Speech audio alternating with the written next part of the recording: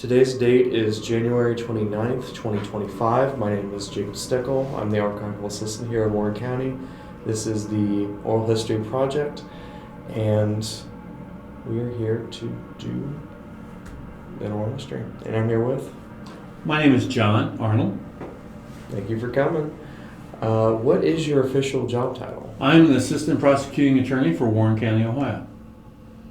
There's a lot of different prosecutors. Do you have anything like specific departmentals?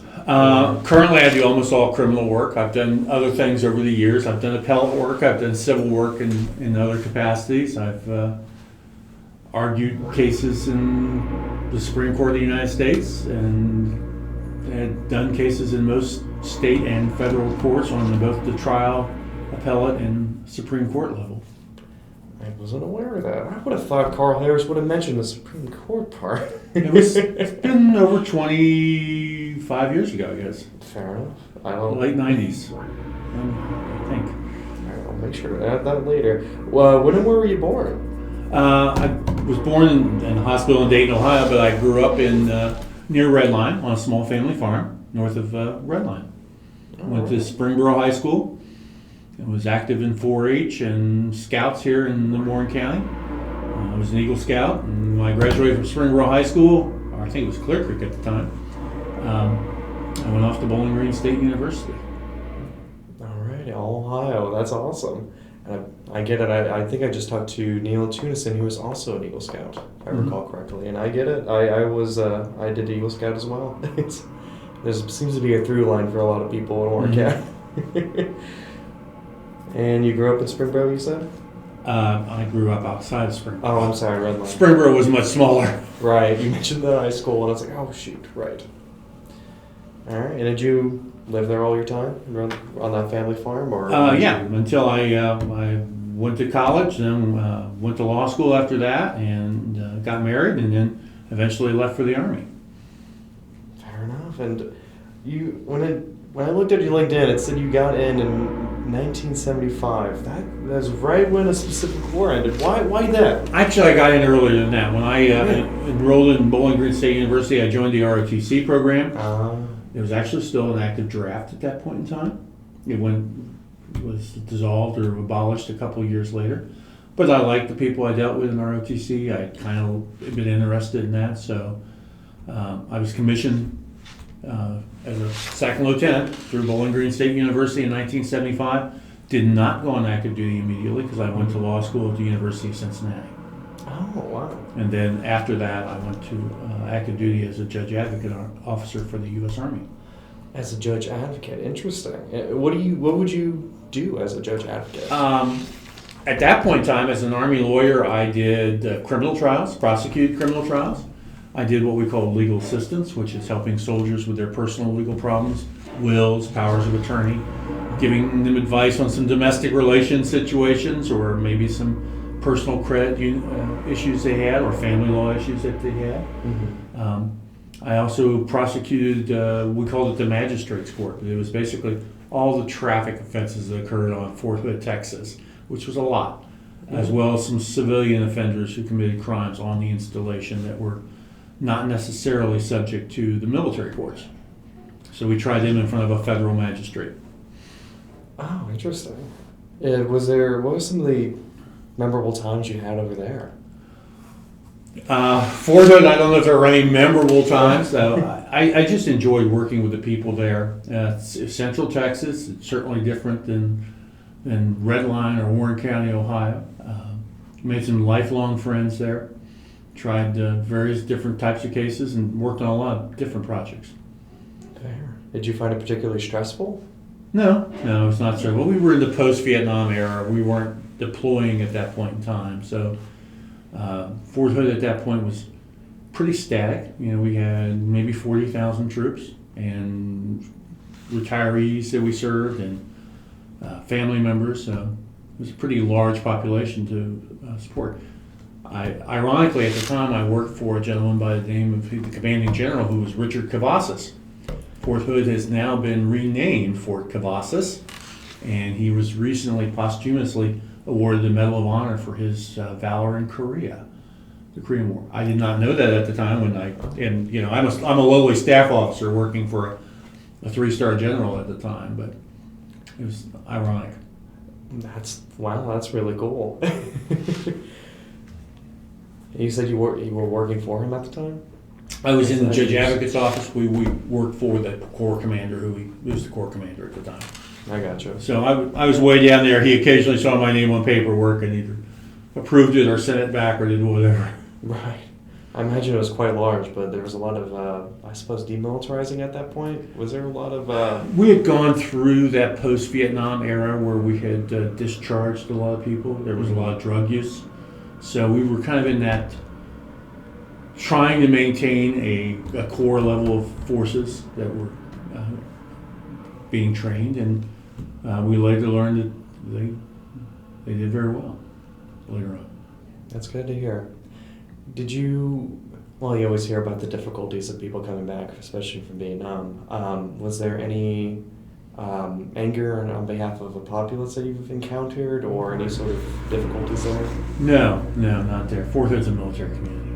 Fair enough. Did you anything when you came back from Fort Hood? No, I came back and I went to work as a civilian prosecutor. Actually, the guy who hired me was a military veteran himself, so I think that military experience, it was an experience that I had that some other people didn't have. Mm-hmm. Everybody has different experiences, and that was one of the things I brought to the table at that time.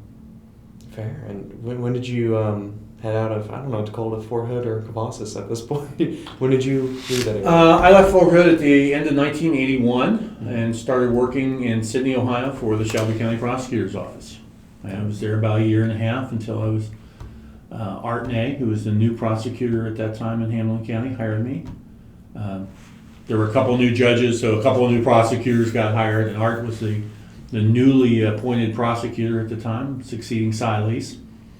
And so I was one of his first hires. All right. And only a year and a half, we're just getting your feet wet back in... We wanted to come back to this area.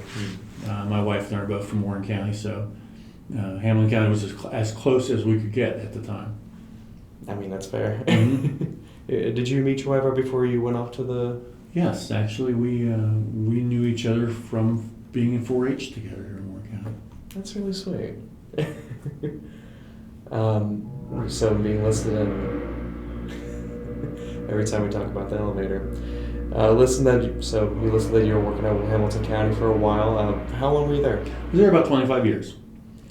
I did a variety of things there, from parking tickets and minor traffic events to capital murder cases to some civil stuff, including, as I said, arguing in the United States Supreme Court. I was at that time. Are you able to talk about it now? Yeah. It was a civil case involving sanctions imposed against a party in a death that occurred in our jail. So It was a relatively minor dispute that ended up going to the Supreme Court because there was a difference of opinion among various federal courts throughout the country. So the Supreme Court accepted the case. They ruled 9-1 in our favor, 9-0 in our favor, I should say, in an opinion written by Justice Thomas. Oh wow, that's pretty cool. And how long did they deliberate? How long did it take them to go? We argued in April, and I think we got the decision in June, which is, and that's a year-long process. By the time you get a case accepted, prepare briefs, response briefs, and then have an argument in the spring and get a decision in early summer. So that's a pretty typical time frame. Goodness, and the entire time I suppose you're prepping for each different case it's going through, right? As well as all the other cases you're doing. Oh, jeez. Yeah, it was a tremendous effort on a lot of people's part to put that together, to prepare briefs and get them assembled and printed and sent to the Supreme Court and practice for arguments, and it was very much a team effort. And you see that throughout I think most county agencies, and when you have a big project, everybody's hands gets on board. So you need that. Yeah, that's entirely a group effort. I mean, everybody being over here in Warren County being listed under their little what was it called? It's not a department part section, but there's little subsections there. Mhm. Yeah. But when you have a big case going on like that, it's not just the attorneys involved, it's the legal assistants and the support staff that's involved. It's the other attorneys who have to cover for you because you're in trial. It's the receptionist at the front desk who has to deal with witnesses and let people know what's going on and answer phone calls. So it really consumes the entire office. That it would. Do you feel it takes a lot of resources out of that department if it's going to be sending that amount of effort into the Supreme Court away from other Hamilton County local disputes? Or I think we manage it. You know, it's something you do. You know, you have small cases and you have big cases. Yeah. And hopefully they all average out. Hopefully. Did you say you talked to the Supreme Court twice, or was it just that one? I only argued one case in front of the United States Supreme Court. I have argued in front of the Ohio Supreme Court as well. It's been some years ago. Was that a Warren County or It Hamilton? was a Hamilton County case, and I don't even remember the details. One of them involved at the time, the concealed carry law and concealed weapons law in the state of Ohio, where it was challenged. But Oh yeah, that would have been. Yeah, I remember when that was pretty hot. Klein versus Lease, and I represented Lease. Oh man, what else did you do over? What else did you do over at Hamilton County that you found? I was spent most of my time as a criminal prosecutor, so I did a little bit of everything: white collar crime, drug prosecutions, homicides. As I said, I started out doing traffic cases. Fair enough, and worked your way out. Yeah. Because from what I understand, Carl Harrison mentioned that you represent people at the Veterans Court. Did you do that? Did you ever do that as well with Hamilton? No, Veterans Courts are a fairly new innovation. I think here in our county, Judge Gary Loxley established one 8 or 10 years ago now in county court on that level. And then Judge Teep established one about a year and a half or 2 years later for the felony division. And Judge Loxley and I corresponded with each other about that when he was establishing his. We've known each other a long time, in fact served together in the reserves. And then Judge Teep established his, and until very recently I've been the only prosecutor in that, other than Carl Harris chipping in once in a while. Is it going to be his lead now? No, I think Amy Trainer's going to take over it. All right. So why is it a new invention? Why is see the need now? I think there has been an emphasis in the last number of years on specialized dockets. Mm-hmm. Dockets which are designed to deal with specific problems. And the first ones you hear about are drug courts. Mm-hmm. Then there's mental health dockets. Mm-hmm. And the veterans are sometimes a hybrid of those. But what the veterans involved in many cases are a lot of resources that are not available to those other dockets. Certainly we have community-based mental health and drug treatment programs, but many of them are eligible for benefits from the Federal Veterans Administration, Mm-hmm. including treatment at the VA hospital and a number of their facilities. They're also supported by the local Veterans Commission here in Warren County. So in addition to the typical mental health and physical health resources that anybody would have in the county, veterans have the ability in many cases to go to the Veterans Hospital System, the VA medical system, which has a lot of treatment for other than traditional medical issues. Right. And our Veterans Service Commission here in Warren County is outstanding. They do a lot of support for that. So it's a combination of treatment providers and support people that is very unique. It's something I wouldn't have considered. That's really interesting. What were the accommodations like for Hamilton County versus Warren County? Carl Harris mentioned that in his email. I was like, oh, okay, I wouldn't have considered. You know, when I first started working for Hamilton County, our office was still in the courthouse. I shared office with another prosecutor, and eventually we moved to the new Justice Center they built down there, the Taft Law Center, which was much nicer. It's just a bigger office, you know. I think our new building is much nicer than the one that I worked in Cincinnati, but it's newer and it fits us. Yeah. Did you get a better parking spot? Oh, the joke is I don't have to walk past crime tape to get to my office. You don't have, and it's free. You don't have to pay for parking. So yes. Oh yeah, that's a lot. That's a lot better. It's probably $1,000 or $1,200 a year raise at that time. Jeez. Oh boy, I'm glad we don't do that here. So, did you go, when you went over to Warren County,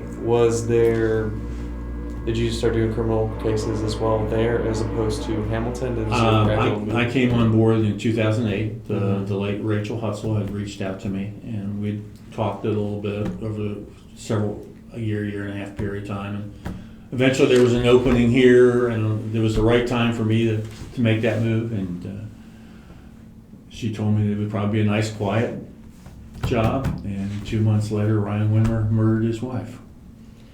That was 2 months after that? Yeah, August of 2008. Oh, jeez, that was 2008. It was.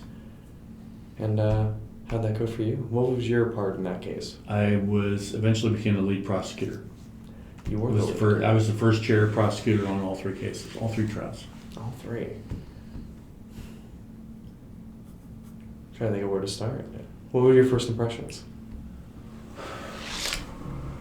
My first impressions were that we had a deceased victim and nobody else is home, and at least what we believed initially, and I still believe it from the coroner's report, was she died from a homicide.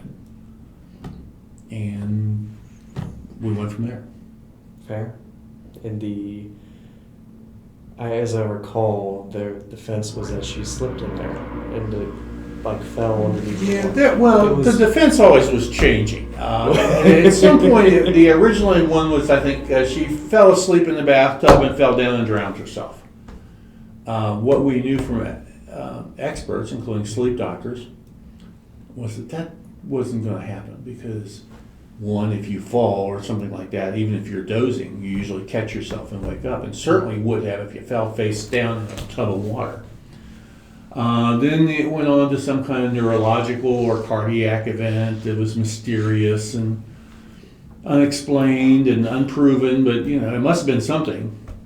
But apparently, ultimately, the jury did not find that to be the case. From what I recall. What would you mind giving your experiences regarding the cases? I feel like I'm a little rusty on it. It's been a year or 2 since I've listened to people talk about the case. I think it might be appropriate to relay some of that, if you don't mind. I certainly didn't want to try it 3 times. It was one of those cases, and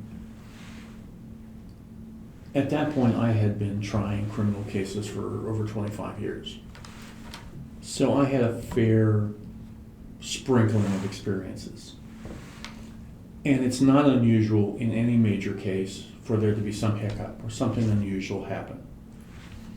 That case seemed to concentrate all of those oddities that you may have dealt with or seen or whatever in one case. So it turned out to be a continuous stream of new developments. Let's say it that way. And you can either deal with those, or you can get real excited about it and panic and go to the paper and the news and say, oh my, but our goal was to just keep going and deal with those issues, deal with them appropriately, and ultimately let a jury decide what happened. That's good. And my goodness, there was a lot of cameras around you at the time. How was that? Actually, there's not that many cameras because the courtrooms are restricted. Right. If you've been in our common police courtrooms here, there's a viewing area. There's a little room behind the courtroom with a glass wall. For the most part, the media was confined to that area, the cameras. I think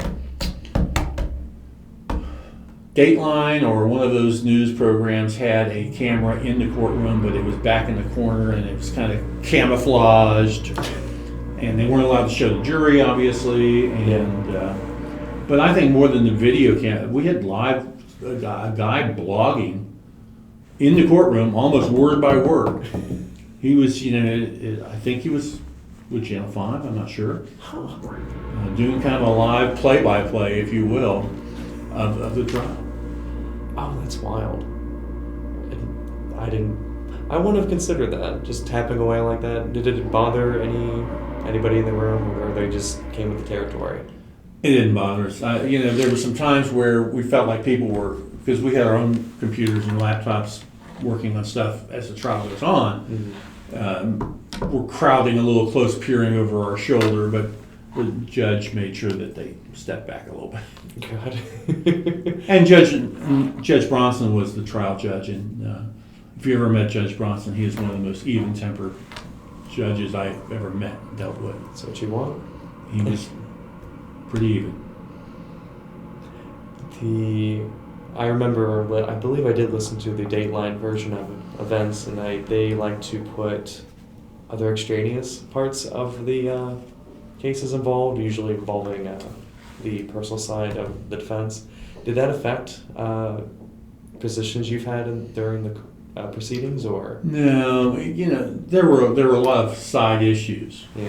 What we knew that, from our perspective, they would only become relevant if the defense opened the door. That's what they say. So, at one point in time, we realized that the defendant had met another woman, had had a child by that woman. There were striking similarities. But that's not really relevant unless the defense opens it up and makes it relevant somehow or other. Mm-hmm. I do know that caused the defense attorney some consternation when we learned of that information. As it would. Mm-hmm. How long do the trials take place? The trials take place at this point. They usually don't get. Let's see. We tried the first one in 2009. Mm-hmm. I think it was for roughly 2 weeks. It took us to try it. 2010 and 2011, and each time it's roughly a 2-week experience between picking a jury, which took several days, going through. There were a lot of witnesses. There were a lot of medical people, paramedics and so forth, as well as the police investigators and then the experts. Yeah. Oh my goodness, the experts. We had Dr. Updegrove testify, another forensic pathologist testify for the state, an emergency medicine doctor who was a specialist in emergency medicine testified, and we had a sleep doctor, and then testified in the first trial, and in the second trial, the doctor who testified was certified as a board specialist in epilepsy, neurology, as well as sleep. So he was a neurologist, basically, and specifically dealing with some of the issues that had been raised and trying to foreclose those issues. And then we got into biomechanics. The defense in the third trial had a doctor who wanted to come in and testify as to how her body couldn't do this or do that, and that was a little far afield. And we also had a similar doctor who, and these folks are the people who design car seats and design test things so that if you're in a crash or something, how a body responds to it. So it was a little far afield, but yeah, that seems a little. It's challenging to get that many experts lined up and have people prepare them and have them ready to testify if they're needed to testify, and keep them in the right batting order. Yeah, I feel a little bad for the jury being thrown back and forth like that. The juries were very attentive and felt very responsible. Mm-hmm. I think the tone in the third jury, and I can't really speak for them, but it seemed to be like, well, we just need to resolve this case. But then I think they realized as they kept hearing evidence that there was a lot more than they initially thought to the case, and obviously their verdict reflected that. Yeah. Just thinking how clear. They started out thinking he's not guilty, and apparently they were convinced he was. So that's the way it's supposed to work. Exactly. I remember just recently I looked up to see if there's any more information came out. There's still people in 2018 talking about the case. And it looked like they brought a giant bathtub into the courtroom at that point. Was there a lot of... That's not a giant bathtub. It was the same model, size, and shape as the one in question. Fair. That bathtub is still, and you can, to the chagrin of the Hamilton Township Police Department, residing in their evidence room. You kidding me? No, actually, that's the original bathtub. We also had a model. We got rid of the model, but the original bathtub that they took out of the house, because it had been fingerprinted and things like that, is still sitting on top of some evidence lockers down in Township PD. Okay. Chief's not real happy about that, but I told him he can't get rid of it yet. You're right. I don't know what you do with stuff like that. I don't know if it'll have any value on gov deals or whatever, or if it just goes to the landfill. There are people out there that might go for that. Who knows? Whatever. But that was not the only case I've tried. I mean, I've tried lots of other, some very serious and very important cases. So, would you like to talk about them now? Let's see. Not long after the Widmer trials, the third trial was over, Brian Dulle was killed in May of 2011. Probably one of the most difficult cases I've ever prosecuted, and I worked with Dave Hornshell, who was the prosecutor, newly appointed prosecutor at the time, and I think because you're in Warren County, you're a little bit closer to the people who are involved. You have a closer relationship with a lot of law enforcement agencies. You see them all the time because they're the only ones you see. And in addition to the tragedy of losing a young police officer with a young family and so forth, you just see the impact on that whole department. And it's tough case. Absolutely, and I understand the family's still involved with any police functions happening. And I talked to Larry Sims about it. It was difficult for him as well. At least Larry, it was very difficult for Larry. It was very difficult for his whole department. They investigated the case together with the State Highway Patrol and spent hours and hours and hours tracing down video, tracing down witnesses. Eventually, together with State Patrol, put up together like a 18-mile crime scene, if you will, beginning at a small bar over in the Middletown area to Franklin to the chase through Springboro and Clear Creek Township into Waynesville and going the wrong way down 42. And that video became important because we had cruiser video as well as video, some video, not as much as you had now from surveillance cameras and so forth. State Patrol crash expert could put together basically a very long crime scene for us and tell us what was happening at that point, as well as the video, as well as the officers involved. Lots of witnesses, some of whom were very close to Brian. One of his best friends responded. So it's tough because of the tragic situation in the family, but it's also tough because of the impact on the entire community.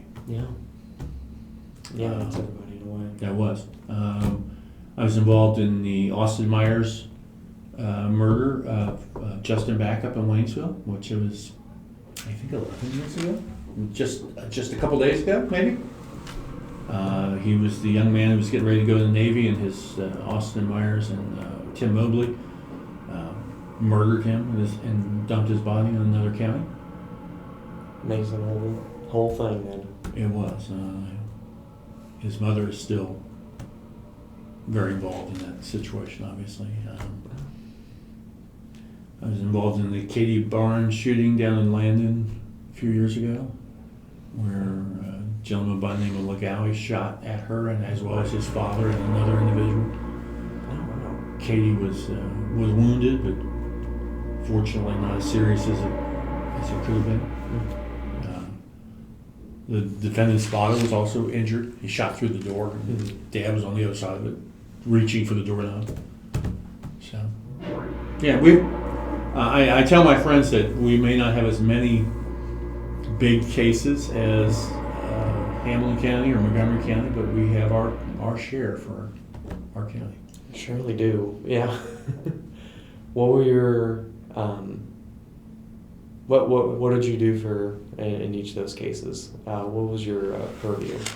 I was the first chair prosecutor in the Ryan Widmer case, and I had a couple other prosecutors who I worked with on and off during that case. Right. In Myers, and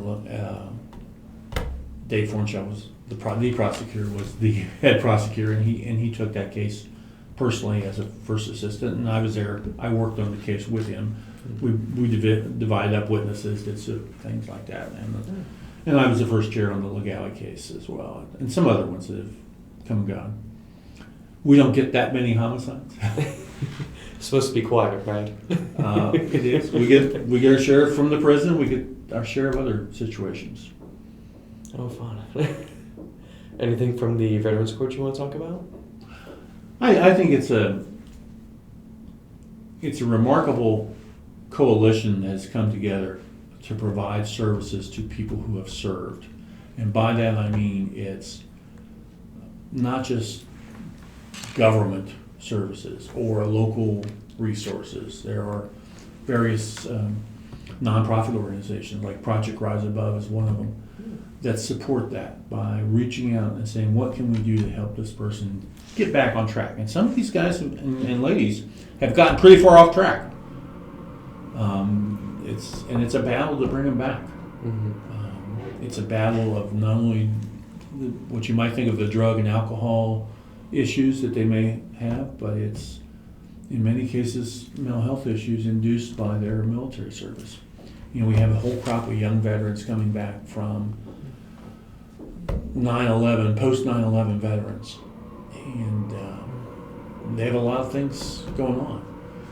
We had a whole bunch of people coming back from Vietnam and Korea and World War II who had all those same things going on, and we just didn't recognize it or didn't acknowledge it, and certainly didn't try to deal with it as we're trying to deal with it today.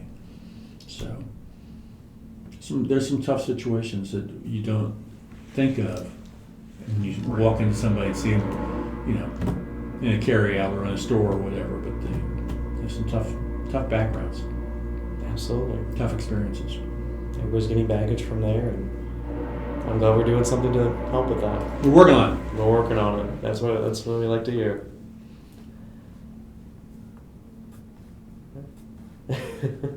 What is your...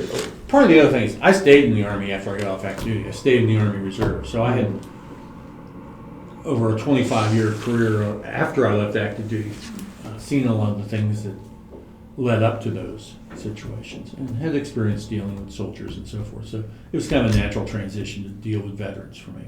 Yeah, I mean, you worked with them so far, and it's the natural progression of things. When were Veterans Court established? I think the first one nationwide was established in Buffalo, New York, and I can't tell you how long ago that was. Here locally, Judge Loxley, as I said, established one in county court, and I want to say around 2016. I may be wrong on that. And a year and a half or 2 years later, Judge Teep established one in the Common Pleas Division. Judge Loxley's expanded his because county courts is fairly limited jurisdiction in what they handle, but he now takes veterans from Mason and Lebanon and Franklin and supervises them pursuant to an agreement that judges have worked out, so that those veterans who have a case in Mason or Lebanon, or some of them had cases in multiple places at multiple times, can be in one place to get the benefit of the services they have there. We don't have that problem in felony level because we're the only one in the counties. Oh.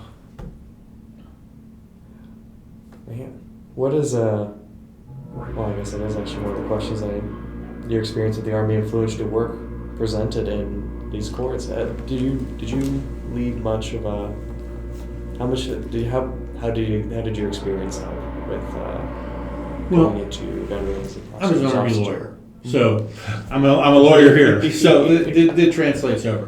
Mm-hmm. I appreciate some of the situations that I've not been in, Mm-hmm. but I understand our soldiers, Marines, Airmen, and Navy personnel have been in those situations. Yeah. I've seen them leave for it. I've seen them come back for it. And dealing with the military mindset is somewhat different than dealing with normal civilian practice. The military law is different than civilian law. It's just like military music is different than, say, country music. So yes, so you have to have a little flavor for that. Mm-hmm. And it's dealing with the people, and it's being able to say, yeah, I understand what that situation is, or yeah, I don't think so. My experience tells me that's probably not the most logical explanation. You can derive from that. That makes it a lot easier. Mm-hmm. Do many people involved with Veterans Court have that type of background? I would say, of the people involved in our treatment team, I would say probably only a third of them are actual veterans themselves. But on the other hand, a lot of them are experienced. They have worked for the VA or the veterans or various mental health and drug treatment agencies, and they've learned to focus on some of the unique aspects of the veterans, particularly the Veterans Hospital, Veterans Medical Program. Many different facets. What are your just daily tasks and duties over at prosecutor's office? I imagine there are so many different cases. Changes from day to day. It depends on how the docket goes. Keep you on your toes. Our job my job is to prepare cases and see if they can be resolved, or if not, bring them to trial. Mm-hmm. That means reviewing evidence, reviewing police reports, interviewing witnesses, talking with victims. That's changed a lot in the last 45 years or so I've been doing this. It's the increased emphasis on victims' rights. We now have a constitutional amendment recognizing Marcy's Law, basically, that in Ohio at least, the victims have not only statutory but constitutional rights in cases. And it's the right to be heard, the right to be consulted, the right to be present at these things. They don't have the final decision to make in a criminal case, whether we plead a case or try it or whatever. But we always have tried to give great emphasis to their input. It's like if you have a case with a police officer who investigates somebody for drunk driving or whatever the case may be. If you're going to resolve the case short of a trial or a guilty plea to everything, it's always good to get the input from that officer and give some deference to their opinion.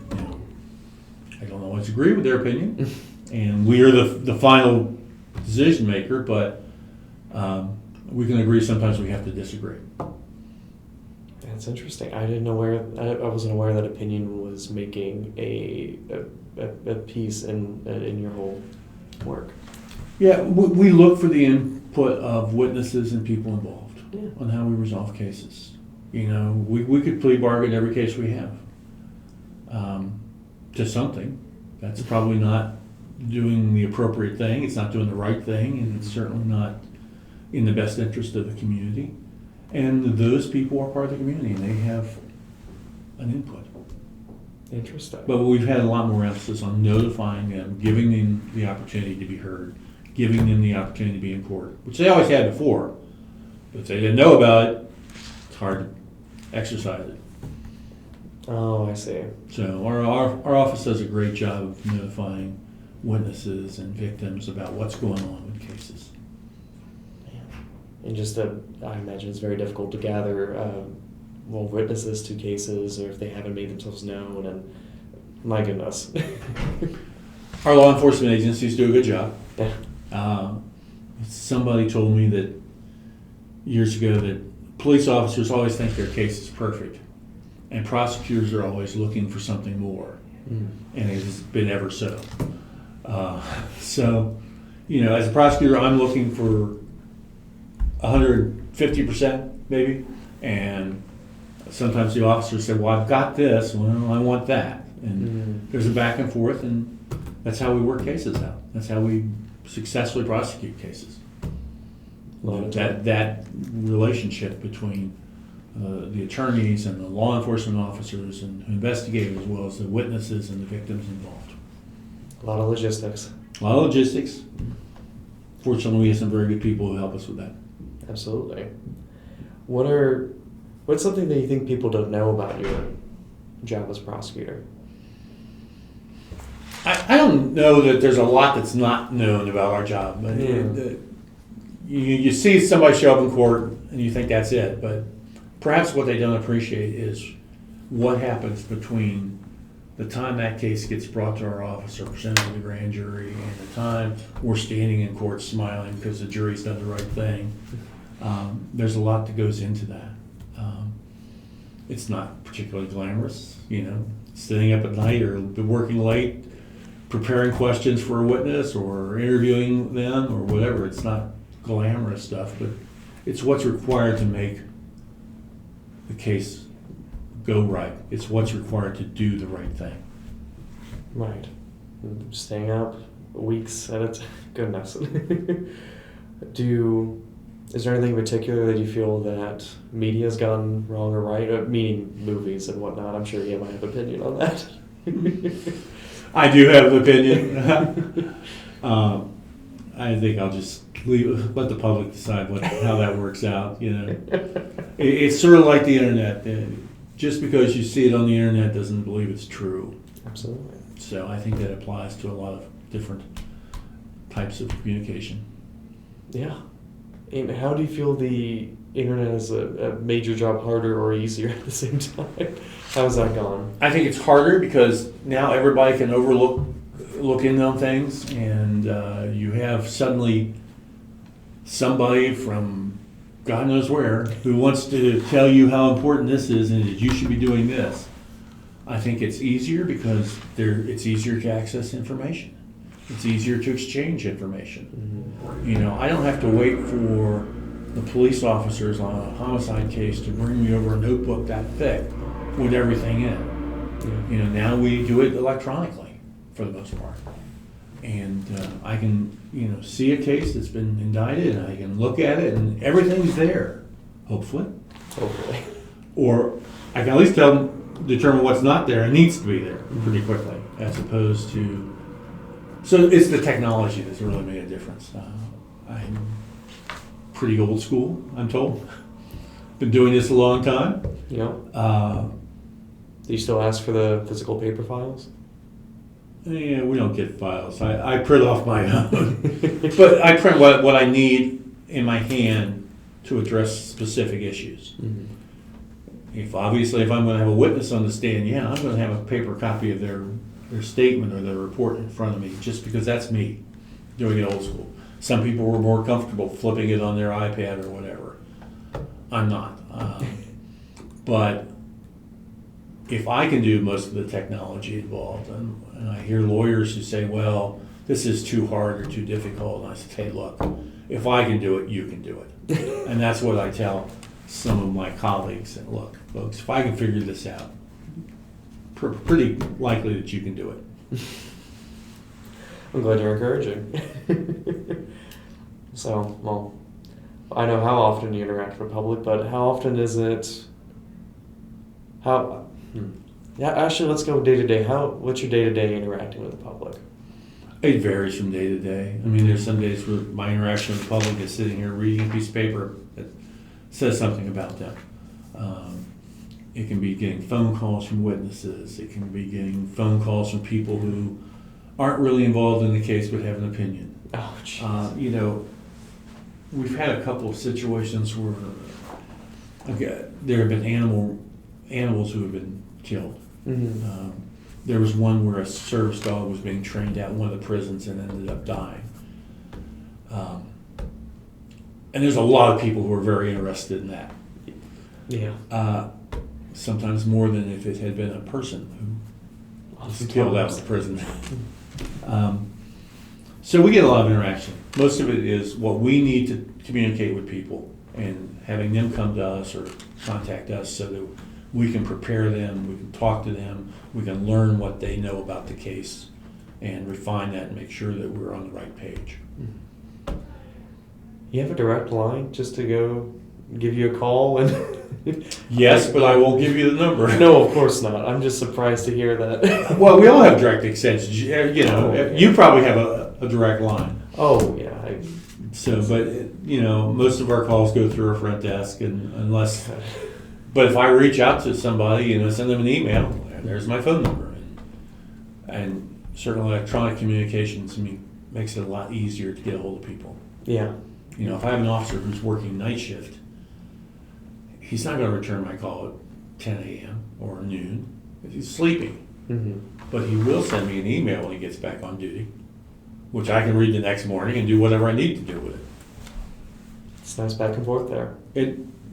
It's helped. Yeah. Technology can be our friend. Not always, but sometimes. Sometimes. Oh my goodness. Yeah. Yeah, I think there was something too there where there's a lot of there could be an animal abuse case or an animal dying, and a lot of people are interested in that. Is there a that big of a flood of calls in regards to that? I didn't. There's a lot.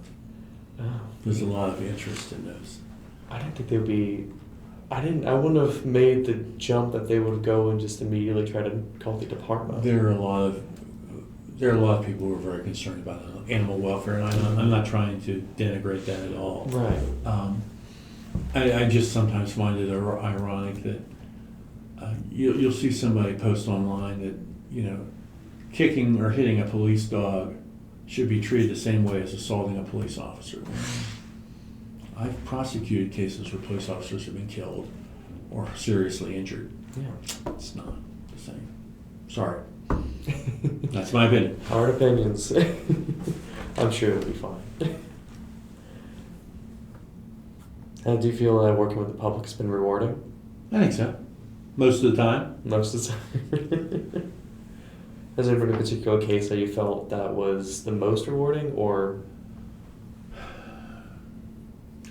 I don't know that, because we're dealing with criminal cases, we're dealing with people who have been hurt one way or the other.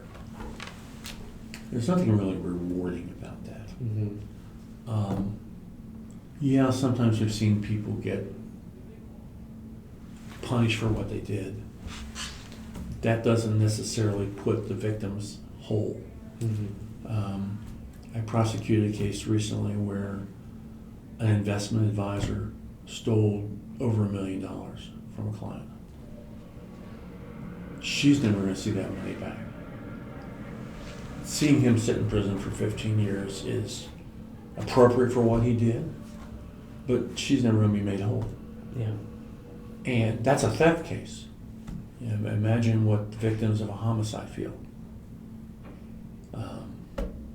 So is it rewarding? No, I don't think it's rewarding. I think it's sometimes there's comfort in knowing that you did the best you could do to help that person get through this situation for now. And that's a pretty small slice, I guess. Helping him get through for now. I believe when I was talking to some of the former deputies, including Larry Sims, they mentioned that you are meeting somebody on likely the worst day of their life. Fair enough. Yes. Yeah. We do not meet people generally under people in the civil division, like the Chris Watkinses of the world. You know, meet people on good days. Not so much the criminal division. Big difference, and for sure, Chris was a little bit chipper about different given cases, which is, I mean, that's the territory. Well, we talked about some of the challenges. Is there any that I neglected to mention? I think we talked about a lot. Yeah, I'm sure there is, but we've talked about a lot of them. Fair. Any particular coworker or manager you'd like to mention? You know, I've been very appreciative, first of the late Rachel Hutzel for hiring me. And the David Fornchell. You know, Dave and I had kind of some different philosophies about things. Mm-hmm. We worked together, and he's been He's brought the prosecutor's office into the 21st century. I think done a very good job of that. Yeah, that's big. And I have to say, all the law enforcement agencies you work with here in the county. You mentioned Larry Sims. He's a good example, but it's not just Larry. It's the deputies, the investigators, the troopers.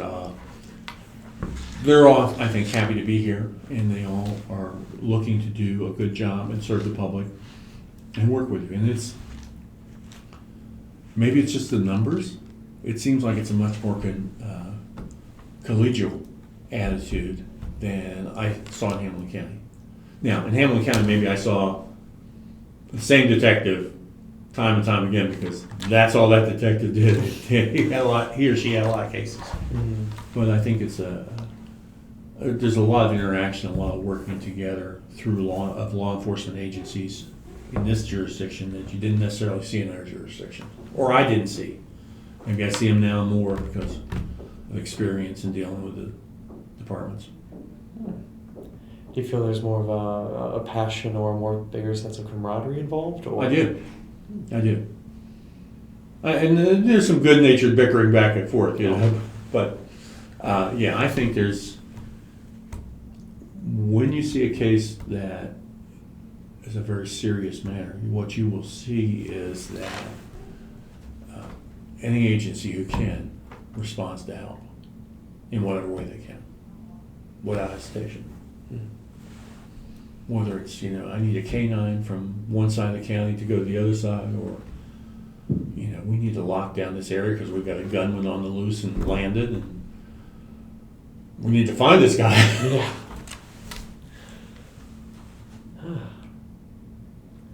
We mentioned a lot of different memorable projects. Is there any that we didn't get to that you feel like we should have?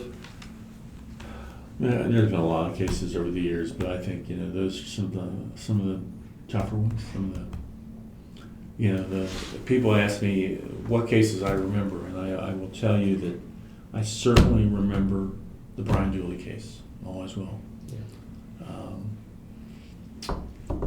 It's been almost 30 years ago now. I prosecuted a case in Hamilton County where a gentleman took his stepdaughter to spend the night with grandma. He ended up killing grandma. And without going into details, it was not a good scene because he was going to steal something from her to go get cocaine. And then remembered said to himself, well, my little stepdaughter who I took there will say that she saw me last here. And he returned to kill the 5-year-old stepdaughter. That case hits home. As it would. I had a daughter who was 5 years old at the time. So it's been longer than 30 years, but closer to 40. That'll certainly hit home at the time. So, and everybody has cases like that you just, if you ask me what are the two cases that come to mind, those two will always come to mind. There are lots of other ones that should. Fair.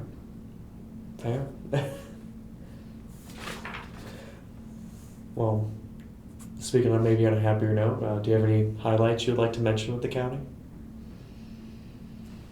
I just think it's been a great experience, to work here. It's the community my wife and I grew up in. It's amazing how if you don't know anybody, but you know somebody that knows them. We were talking earlier when I walked in, there's the Edna Boyer archives. And I knew Edna Boyer when I was a young law student, law clerk. She was the county recorder. And if you wanted to walk over there and learn how to look up a title, she would, if you asked her nicely, she would tell you. There were a lot of characters working for the county over the years, So, and I mean that in the best of ways. Absolutely. Mostly. Oh, Lord. You said if we asked Edna Boyer nicely, that she would help you. Was she... I was a young law student, and she was a formidable Fair. person. And I was a little intimidated, but once, and as with some other people I work with, you had to be respectful, and they had to and crack that shell open because they had a wealth of knowledge that they could share and did share. Yeah.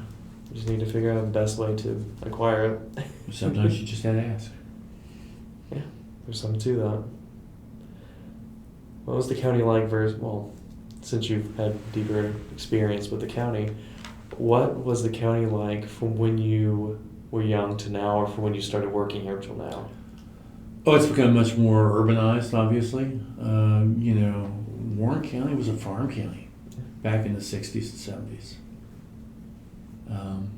It's not now. There aren't a lot of dairy herds left in Warren County, let's put it that way, or big animal producers. So that's changed. We've seen the influx of people, and I'll use Hamilton County as an example. The people who have moved out of Hamilton County into parts of southern Warren County, parts of Claremont, parts of Butler County, are leaving that area because they wanted to come to an area that was like Hamilton County was 25 or 30 or 40 years ago. Nicer areas, less crime, less congestion, all that kind of stuff. So, what started out as a small rural county has grown to be a pretty big area with a lot going on. And, if you look around Warren County, there's a lot of things going on, from, casinos and racetracks and Kings Island and sports venues and school events. Some friends of mine recently were in Springboro High School, and they still have the class pictures from apparently a very long time ago. Oh. And they were saying, wait a minute, I know who this person is. He doesn't look that way anymore, but it's the same name. Oh, gosh. And that was a much smaller school when those pictures were originally taken. It's fun to see that progression now. Or you look into some of the Lebanon, Mason, Springboro, Franklin, they were all sleepy little towns. Yeah. Some of the people I've been talking to have been a lot of the farmers. Some former, because they've been there for quite a long while, and talking about from what it was when they started versus now. Sometimes their family were farmers beforehand, going to now. It's always that the progression aspect. Do you feel that Warren County is starting to become to where Hamilton is in terms of urbanization at some point or another? Do you feel any similarities? Not yet. Not yet? No. I don't know how to say this diplomatically. We don't have core inner city areas that have degraded over the years. Not yet. And hopefully not well. So, we don't have the crime problem Hamilton County has. We don't have a lot of the other problems that large metropolitan counties have. We have some. You talk about, the homeless problem in Cincinnati. Well, that doesn't mean that there's not a homeless problem in Lebanon or Mason or Springboro. Right. It's just a lot smaller and a lot more concealed, perhaps. You talk about the drug or mental health issues that large metropolitan counties have. That doesn't mean that we don't have drug or mental health problems in Warren County. It's just on a smaller basis and hopefully dealt with a little bit more individually. Absolutely. You think they have a crime problem. Well, for the victims of a crime here, we have a crime problem here. We just have fewer of them, fortunately. Doesn't mean that they're not as impactful on the community or on the victims as any place else. That's right. If you see it on the news, it's a statistic, and happens to you, it's a tragedy. Yeah. Yeah. We're talking significant, I suppose, but I guess significant time in the county. What about COVID-19 versus 9/11, or what would you want to touch on for significant time in the county? I worked in Cincinnati during the early 2000s, and I was also in the military reserve. So 9/11 was a significant period of time because, friends and people were getting called up and deployed, and units are getting called to help those deployed. So that's significant. And I think the other thing about the COVID era is that Warren County tried to deal with it in a much more logical and common sense approach than I observed it being dealt with in other jurisdictions. I can speak to the criminal justice part of that.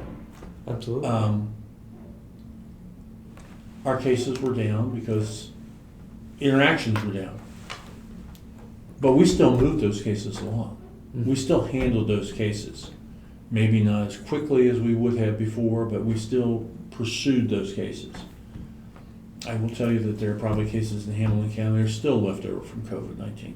Goodness. And those cases don't get better with age. So here we were able to deal with the health challenges. Maybe that we were some people in the county were perhaps a little more resistant than others.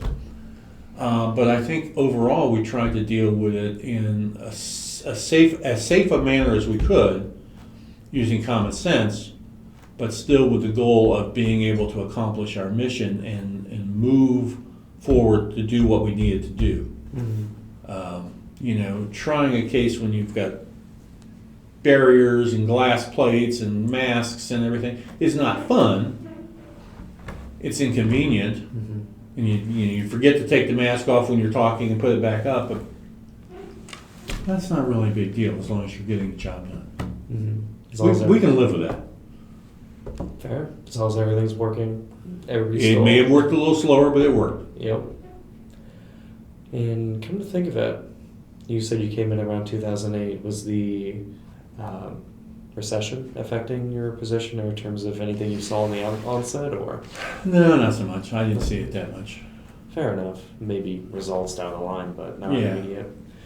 I gotcha. What other? I guess what you see at that time is you see a little tightening of the budgets, but as you know, Warren County's been very thrifty over the years and made some very wise budget decisions. So perhaps it impacted. You should ask one of the commissioners who knows. Ask Tom Ayers or Pat South, but I think the impact overall might have been less here than in other counties because of the foundation they had laid before that. And that's one of the nice things about working here. Had some really good people who wanted to do the right thing and didn't see the need to go hog wild, but still wanted to do the right thing. That's good to hear. It helps me out. So, yeah. Would you like to list any other significant things that happened during your time in the county? I think we've touched on a lot. Fair enough. What are some of the most important things you've learned working for Warren County? Or in general, I mean, Hamilton, or for your career as a prosecutor? I guess the thing to focus on is that people that I encounter, as Sheriff Simmons said, often encounter them in the worst time of their lives. They can make a decision, no matter which side of the equation they're on, to right that ship. It's not easy to do. It takes months, years to do that. It's good to see a crime victim come back to you sometime later and say, well, things are going much better now. I still miss my whatever, or you helped me do this. And sometimes it's somebody you don't even remember. I'm a little more leery when it's somebody who was on the other side of the table from me who comes in and says, hey, you remember me, Mr. Prosecutor? That's usually not a good, that makes me a little edgy. Fair. And I straightened myself out, I got a job, I went through treatment, I did whatever afterwards. That's rewarding to see. So it's on both sides of the table, I guess. Oh, yeah. I mean, that's the type of feedback we all get, right? Either they're really happy with results or really not. Did you get much feedback in person or calls like that? I'm surprised to hear that they would come in and present themselves. The calls, the feedback I get is usually more immediate and more negative. Yeah. But that's, I think, true of anybody in law enforcement. You get feedback because they don't like what's going to they don't like the responsibility that goes with the actions they took. Mm. And anybody who is intent on seeing that they have to bear those responsibilities, it must be their fault. So. That is their conclusion. What are your plans for retirement? Maybe some travel. We really haven't figured out all what we're going to do yet, but That's fair. Is your wife retired? yes, That's fantastic. You guys have kids, grandkids? we have children and grandchildren in the area. Well, one daughter in Nashville, but the rest of our family's here locally. Well, that's really nice. You get to spend time with them mostly, you think, or? Some more, yeah. We've been trying to do that. So. That's good. Any particular place you guys want to travel to? Oh, we've got a bunch on the bucket list and haven't figured out which ones we can afford to do. So. Oh man, do you have oh goodness on the bucket list? Do you, I suppose, Rome and London and all that? No, ours is more domestic. I mean, we've not been to Glacier. Oh, okay. We've not been to Hawaii. Love to go back out west or go back to Alaska, someplace like that. You know, I see us trying not to use a passport more often than necessary. Although that may change. You know. We've been to Germany. I've been to Germany several times with the military, so we've seen that slice of Europe. But Mm-hmm. I've been to Korea and Panama, and those are not places I necessarily need to go back to. I've got the postcard. That's enough. A little bit warmer in Panama. I wouldn't like it either. Panama was interesting. I was there when they were it's still in the process of turning the canal zone over. Yeah. So when I first went and I was working at U.S. Southern Command, they were located in the canal zone. We had major military installations there. We don't anymore. Right, because I ended in the Carter administration, if I recall, or right around that time. Yeah, I'm thinking this was late 80s, early 80s. 90s. I don't remember. It's probably The treaty was signed earlier, and then it took a long time to implement. Mm-hmm. You know, we were dealing with things like, well, what kind of environmental study do we need at a naval fueling station before we just give it back to these folks? Do we need to dig up all that oil they spilled or whatever? Those kind of issues. There was a lot that went into the ultimate decision or the ultimate process of U.S.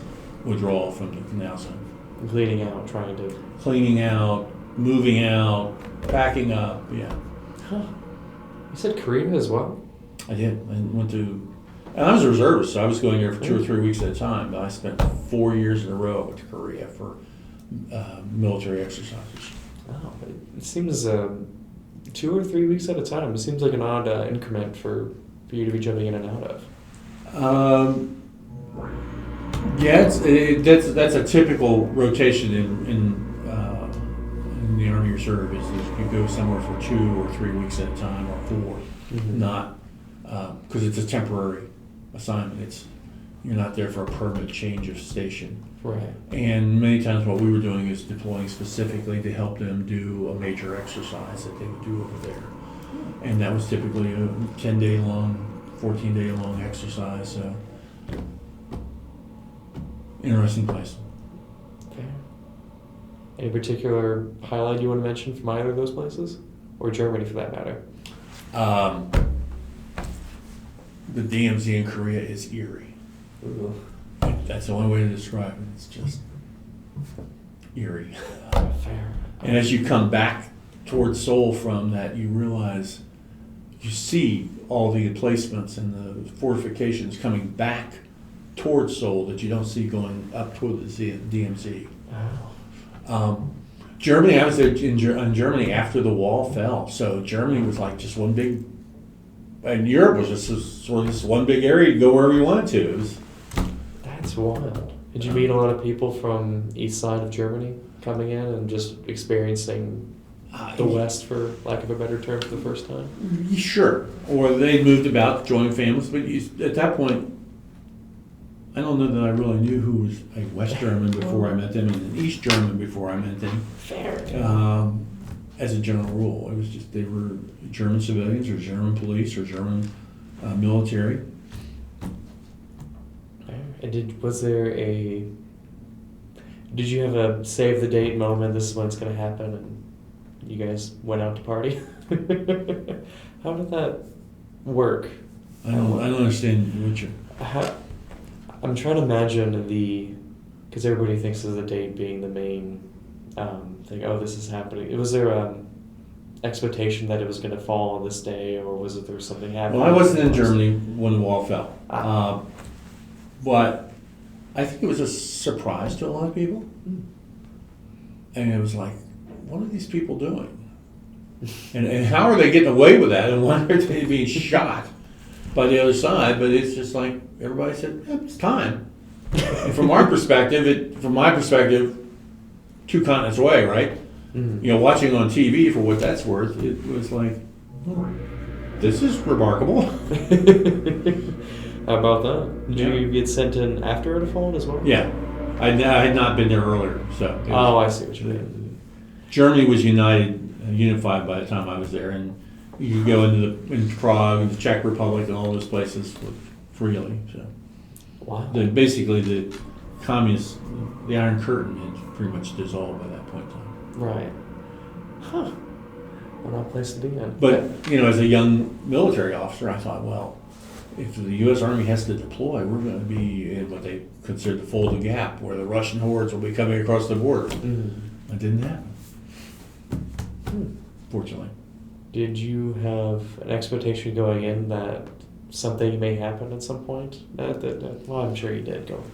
Yeah. It's not so much an expectation as a realization that that's a possibility. But you kind of live for the day and next week, and it's like any not like any other job, but like many other jobs. You have the expectation that something could change. Yeah. You're just ready to deal with that when it happens. Take it day by day. Okay. We got off track talking about domestic vacations, but any particular? Well, you mentioned a lot of stuff nearby. Parks, states you want to go to? I'm gonna spend more time in Florida. Florida. Oh, this time of the year. Yeah, getting tired of the cold. I think we're going to take a short trip down there, and not too distant future. Hopefully, you guys have a nice time. Break up the ice a little bit, so to speak. There we go. Hey, 40 degrees here though. It's not swimsuit weather, but it's not. And it's been cooler down there this year, but hopefully that will work out. Oh boy. Do you feel like you've traveled enough time before you retire? I'm sorry. Do you think you've traveled enough and before you have decided to retire? Oh no. No. We've been fortunate. We've done some great trips, visited some great places, many of which we'd love to go back to. But it's time. We have more time, and we'll see what happens. Fair enough. Just have to stay healthy. Absolutely. Is there any particular advice you'd like to give to current Warren County employees? The thing that's important to realize that generally this county works together and tries to do a good job of providing a service to the public, and that we are fortunate here that we have resources that allow us to do that on a pretty good basis, and you don't have to pay for your parking.